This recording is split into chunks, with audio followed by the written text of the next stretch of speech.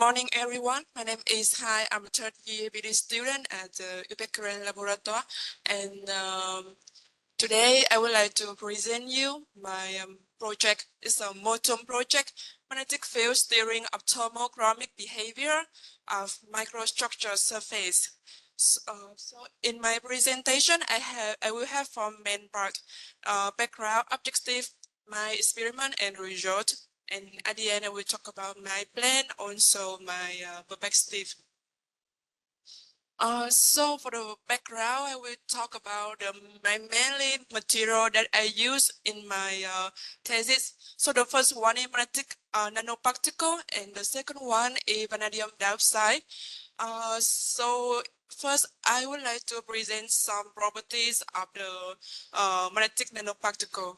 And the first property I would like to present you is biofunction.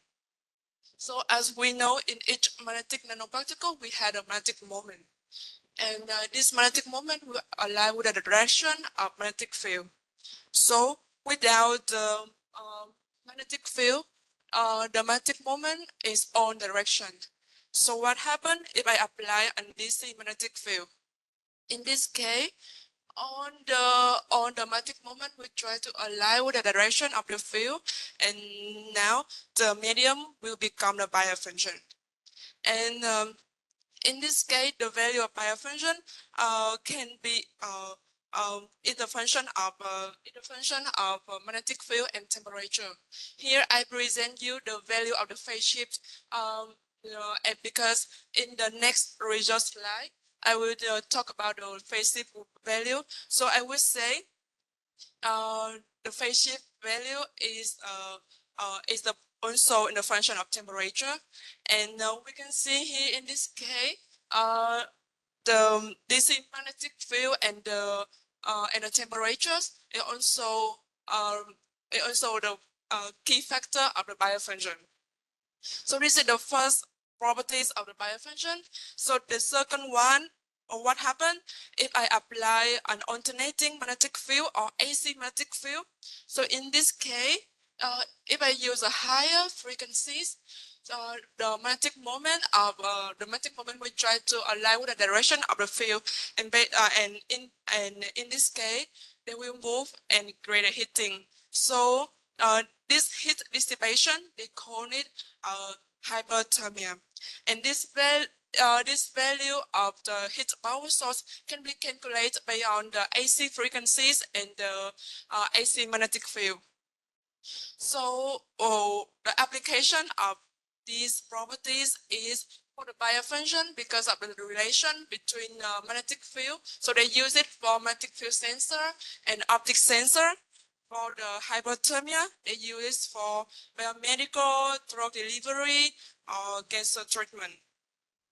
So this is so they are the main properties of the magnetic nanoparticle that I'm used in my thesis. I will move to another material that I also use in my thesis, and it's due to with the thermo-chromic behavior.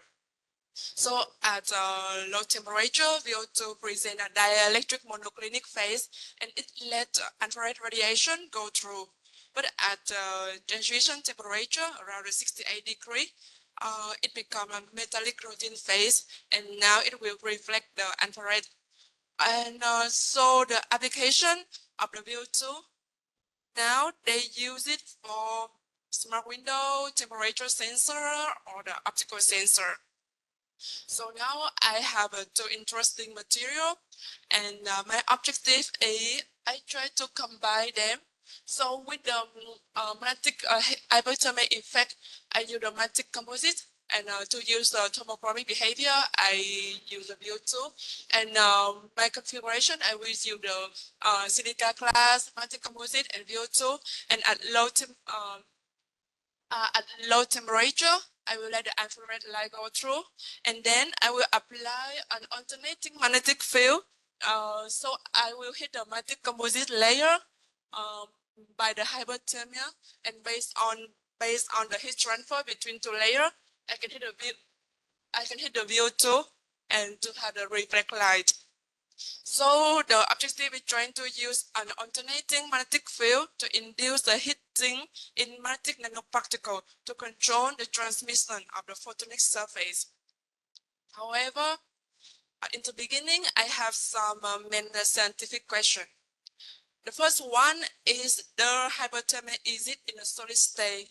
Because as I showed you in some previous slide, we have the heating come from the moving of nanoparticle, but in solid state, they are blocked. So is it in a solid state or not? And the second one is, if we have the heating in a solid state, how we measure the temperature? So to solve my main scientific question, I would like to present you the third part with my experiment and result. So the first one, to solve the question, how I can measure the temperature in the solid.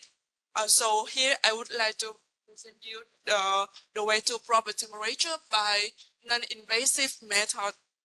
And then I will go to the way to fabricate my configuration and the monolith.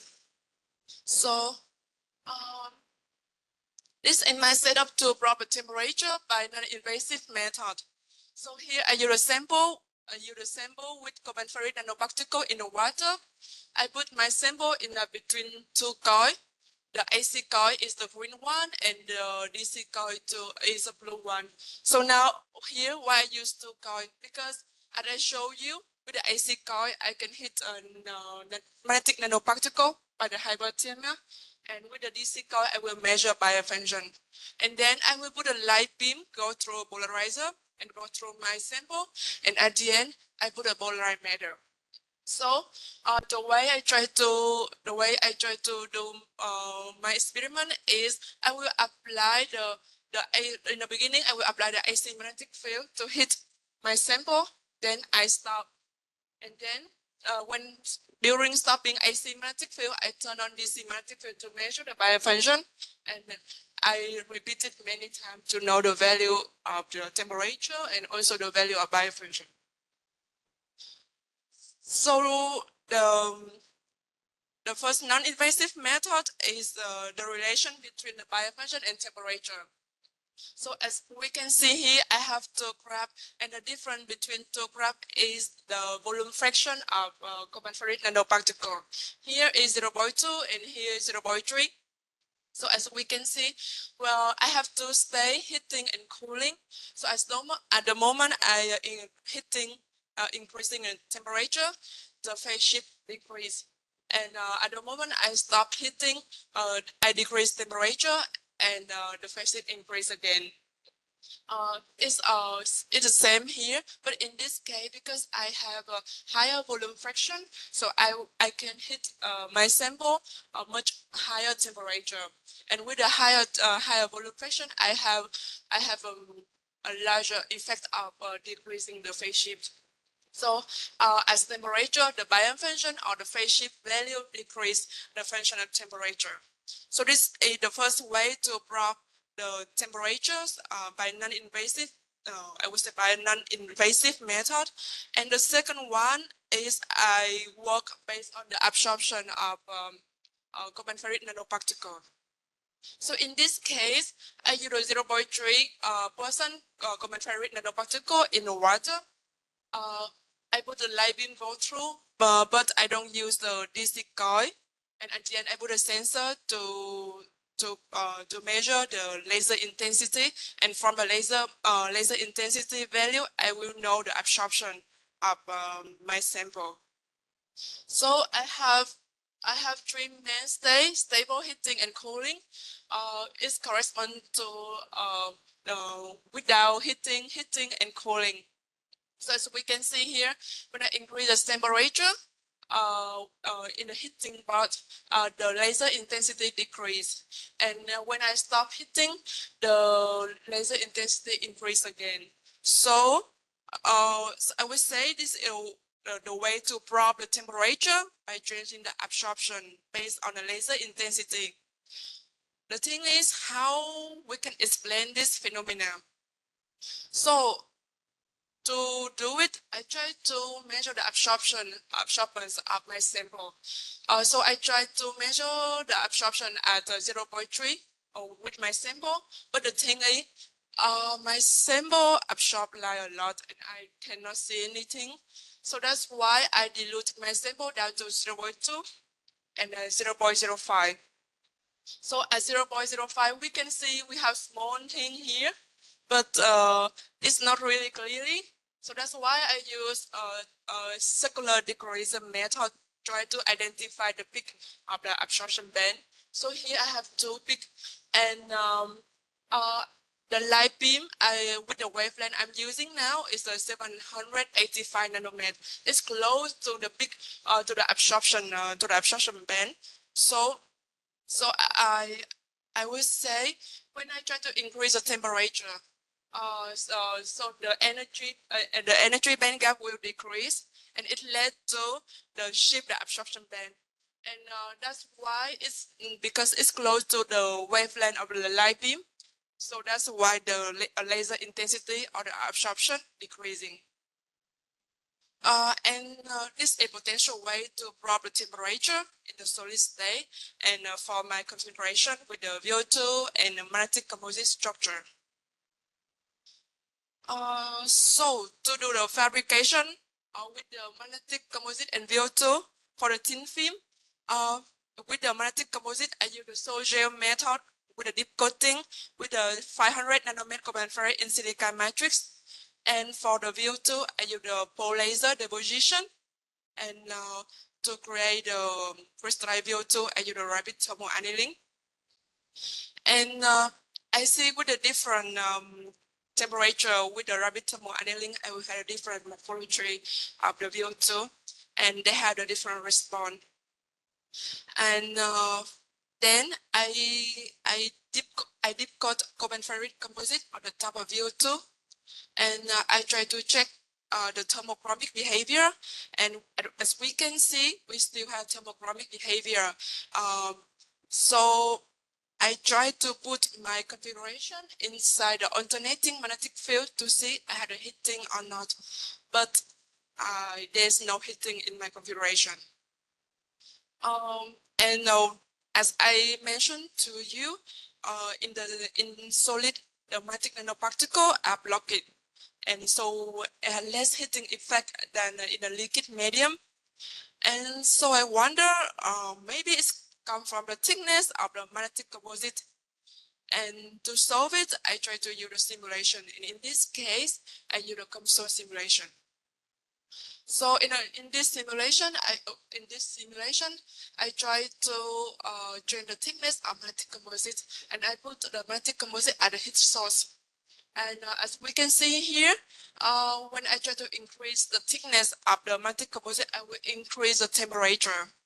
And so to reach 68 degrees, the thickness require at least 140 micrometer and no heating at the 500 nanometer. That's why I didn't see anything in my configuration.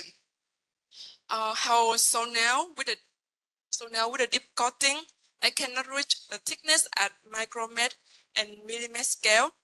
So to create a high thickness, I create a monolith with soil gel fabrication. So this is my way to try to fabricate the high thickness with the silica base, and then I will double the carbon ferrite nanoparticle, and I will wait it dry to get the monolith with heating treatment. So at the end, I will have a thickness around 1 millimeter, and this is my monolith.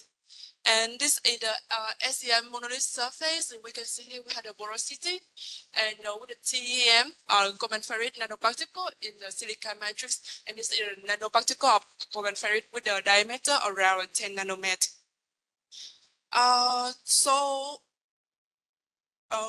Next, I check the temperature. I had the heating in the monolith or not, because now I had a higher thickness. So I try to use 16 volume fraction of carbon ferrite nanoparticle, and I put it in my setup. So as we can see here, when I we have at a 10.3 milli Tesla of magnetic field, I can reach around 30 degrees. And when I increase the magnetic field, I also increase the temperature.